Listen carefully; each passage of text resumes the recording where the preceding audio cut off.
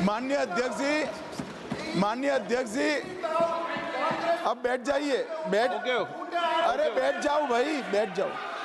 माननीय अध्यक्ष जी, सम्मानीय सदस्य का ध्यान केरल में है, यहाँ नहीं है। तेजस्वी सूर्या जी जो कह रहे हैं वो ये कह रहे हैं कि राष्ट्रपति अभिभाषण में भारतीय संस्कृति, भारतीय भाषाएं और भारतीय परंपरा का जिक्र नहीं है। वो किसी कांग्रेस के सम्मानीय सदस्य के भाषण से कह रहे हैं। ये बात कर रहे हैं राष्ट्रपति अभिभाषण की, उनको इतना मालूम होना चाहिए।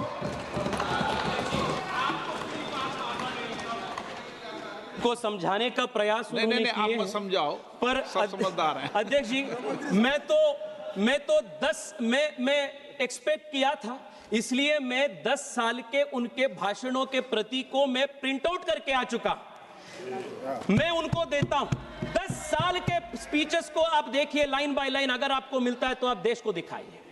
अध्यक्ष ji, contrast this to what we did 2015 में। नरेंद्र मोदी जी आते ही हम हृदय स्कीम को शुरू किए, हम प्रसाद स्कीम को शुरू किए, टेंपल टाउन्स का डेवलपमेंट हमने किए, स्वदेश दर्शन का शुरू हुआ, एक भारत श्रेष्ठ भारत के कल्पना हमने देश को दी, केदारनाथ धाम, 4 धामों यात्रियों के लिए हम इंफ्रास्ट्रक्चर की काम की, विश्वनाथ धाम की कॉरिडोर का प्रोजेक्ट हुआ, महाकाल के प्रोजेक्ट हुआ।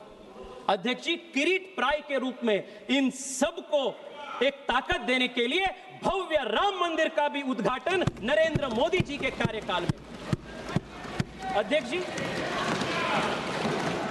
जी, ये क्यों महत्व पड़ता है? क्योंकि दशकों तक, सदियों तक भारत कॉलोनाइज्ड हो गया था, और ये कॉलोनाइजेशन के वजह से देश में एक प्रकार की इंफीरियरिटी कॉम्प्लेक्स इस देश में आ गया था। मुझे कहने के लिए अत्यंत गर्व है अध्यक्ष जी, एक देश के युवा होने के नाते, कि इस साल के राष्ट्रपति के अभिभाषण में we have said something that no government in independent India's history has ever said. राष्ट्रपति अभिभाषण में हम बोलते हैं, from the cultural perspective, India is among the richest nations in the world. Through Macaulay's conspiracies, a sense of inferiority was instilled.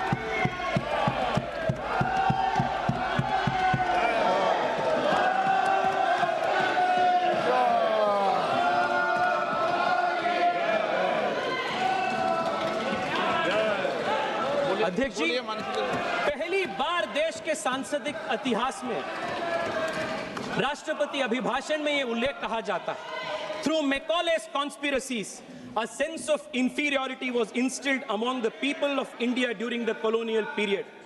Now, for the first time since independence, my government has shown the courage to strike a blow on this. ये पहली बार किसी सरकार ने colonisation के ऊपर, Macaulay के conspiracies के ऊपर, डीकॉलोनाइजेशन के ऊपर बात कही गई। This is the contrast of the last 2 years. This is the civilizational difference between the approach of the BJP and the Congress. अध्यक्ष जी, हम सुने कांग्रेस हमेशा कहते हैं, अरे मनरेगा भी हमें शुरू किए थे, डीबीटी भी हमें शुरू किए थे, आधार भी हमें शुरू किए थे, ये सब हमें शुरू किए थे। मैं आपको बताना चाहता हूं अध्यक्ष जी, जब मैं रिसर्च कर रहा था, एक बहुत इंटरेस्टिंग चीज निकल कर आई। इनके रिन्यूएबल एनर्जी के टारगेट्स इनके पूरे 10 साल के राष्ट्रपति अभिभाषणों में मेगावाट्स में लिखा जाता है। मेगावाट्स में नरेंद्र मोदी जी देश के प्रधानमंत्री बनने के बाद पहली बार गीगावाट्स का ड्रीम ये देश में होता है। नेता बड़े थे, सोच छोटा था। ये कांग्रेस की असलियत। फर्क हम दोनों के बीच में बहुत है। हिंदी के एक कवि के बात मुझे याद आ रहा है अध्यक्ष, सिर्फ पानी व पसीने में बड़ा अंतर है। सिर्फ पानी व पसीने में बड़ा अंतर है, एक पत्थर व नगीने में बड़ा अंतर है। अरे मुर्दा गड़ियों की तरफ वक्त बिताने वालों, सांस लेने में व जीने में बड़ा अंतर है। ये बीजेपी और कांग्रेस के बीच का फर्क है अध्यक्ष जी। अध्यक्ष जी, मैं एक और महत्वपूर्ण विषय जो देश के युवा शक्ति के साथ संबंधित है उसके ऊपर मैं देश के ध्यान आकर्षित करना चाहता हूं। अध्यक्ष जी, पिछले 10 साल में सबसे बड़ा जो चेंज देश में आया है, जो मैं मानता हूं कि इंफ्रास्ट्रक्चर बिल्ड करने से कठिन है। पैसा डाले तो बिल्डिंग्स हो जाता है, इंफ्रास्ट्रक्चर फ्लाईओवर्स बन जाते हैं, एयरपोर्ट्स बन जाते हैं, पर एक देश का, एक समाज का कल्चर चेंज करना, एक बिहेवियरल पैटर्न में बदलाव ले आना, एक एस्पिरेशन में बदलाव ले आना, यह सबसे कठिन चीज होती है। अध्यक्ष जी, 10 साल पहले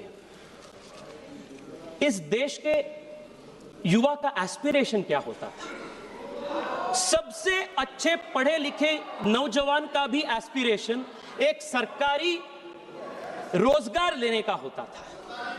अगर किसी के पास सरकारी रोजगार नहीं मिला तब वो जाके प्राइवेट में काम करता था। It was look down upon it. और तब वो प्राइवेट में भी जब उनको काम नहीं मिलता था तब as the last resort of a loser वो बिजनेस करने के लिए जाता था।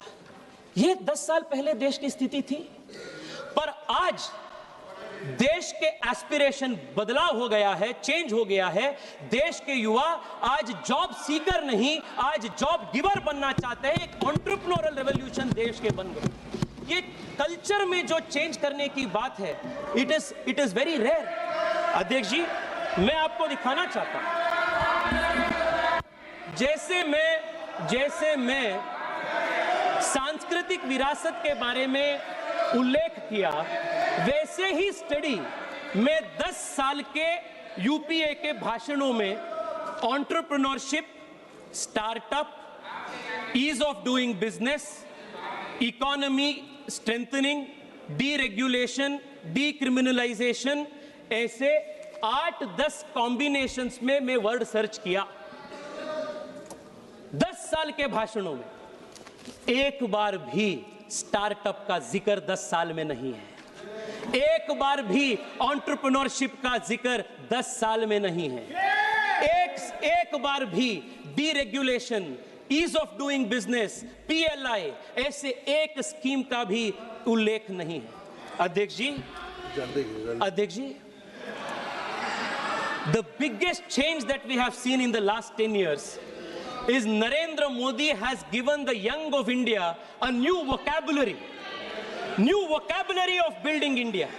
आज देश के युवा एंजल इन्वेस्टमेंट के बारे में बात कर रहे हैं, आईपीओ के बात कर रहे हैं, मुद्रा के बारे में, स्टैंड अप के बारे में, पीएलआई के बारे में, कंपनी को आईपीओ ले जाने में। ये 10 साल पहले देश के युवाओं के वोकैबुलरी में ही ये शब्द नहीं था। This change is what Narendra Modi Sarkar has brought to this country, and this is the difference that has come.